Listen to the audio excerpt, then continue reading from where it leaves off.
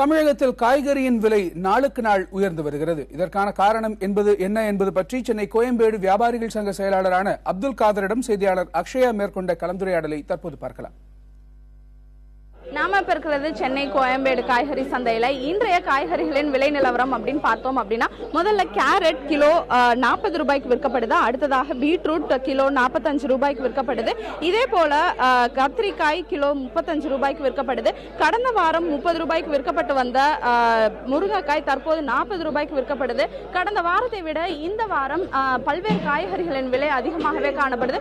குறிப்பாக தக்காளியின் விலை கடந்த வாரம் 35 ரூபாய்க்கு விற்கப்பட்டு வந்த தக்காளி தற்போது 55 ரூபாய்க்கு மேலாக விற்கப்பட்டு வருது. அதே போல காய்கறிகளிலேயே அதிகமாக பீன்ஸின் விலை அதிகமாக உயர்ந்துள்ளது. கடந்த வாரம் 90 ரூபாய்க்கு விற்கப்பட்டு வந்த பீன்ஸ் தற்போது 110 ரூபாய்க்கு மேலாக விற்கப்பட்டு வருது.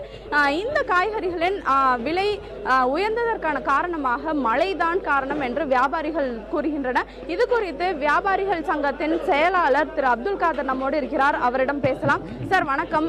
இந்த காய்கறிகளோட விலை உயர்விற்கு என்ன காரணம் நினைக்கிறீங்க? சரக்கு வரது கம்மிங்க மேடம். இது சரக்கு வரது ஏன் கம்மின்னு கேட்டால் இதுக்கு முன்னாடி காரணம் வந்து மழை காரணம். மழை வந்து வளைஞ்சி வர நேரத்தில் மழை பெஞ்சிருச்சு, வளைஞ்சி வராத போது மழை இல்லாத போச்சு.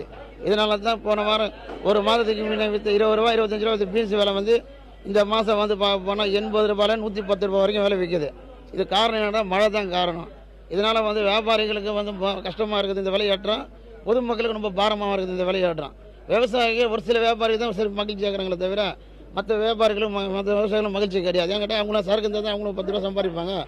இதனால் யாருக்கிட்ட இந்த பீன்ஸ் இந்த அவரைக்காய் இந்த தக்காளின்னு யாருக்கு விளைச்சல் அதிகமாக இருக்குதோ அவங்க தான் இந்த விளைச்சலை சம்பாதிக்கிறாங்க. மற்ற விவசாயிகள் சரக்கு இல்லாத காரணத்தில் அமைதியாக தான் இருக்கிறாங்க. குறிப்பா மக்கள் தங்களுடைய அத்தியாவசிய வாழ்க்கைக்கு தேவைப்படுற காய்கறிகளுடைய விலை கடந்த வாரத்தை விட இந்த வாரம் அதிகரித்திருப்பதாகவே வியாபாரிகள் கூறுகின்றனர். அது மட்டும் இல்லாமல் கடந்த ஒரு மாதமாகவே இந்த காய்கறிகளுடைய விலை ஏற்றத்தாழ்வோடு தான் இருக்குது. இதற்கான காரணமாக மழை பார்க்கப்படுது. ஆனால் இந்த வருடம் கொத்தமல்லி கருவேப்பிலையின் சாகுபடி குறைந்திருப்பதால் ஒரு கட்டு கொத்தமல்லி 10 ரூபாய்க்கு விற்கப்படுவதாக வியாபாரிகள் தெரிவிக்கின்றனர். இதனால் மக்கள் கொத்தமல்லி மற்றும் அத்தியாவசிய காய்கறிகளை வாங்குவதற்கு கூட தயக்கம் காட்டுவதாகவே வியாபாரிகள் கூறுகின்றனர். புதிய தலைமுறைக்காக ஒளிப்பதிவாளர் அஸ்வினுடன் அக்ஷயா.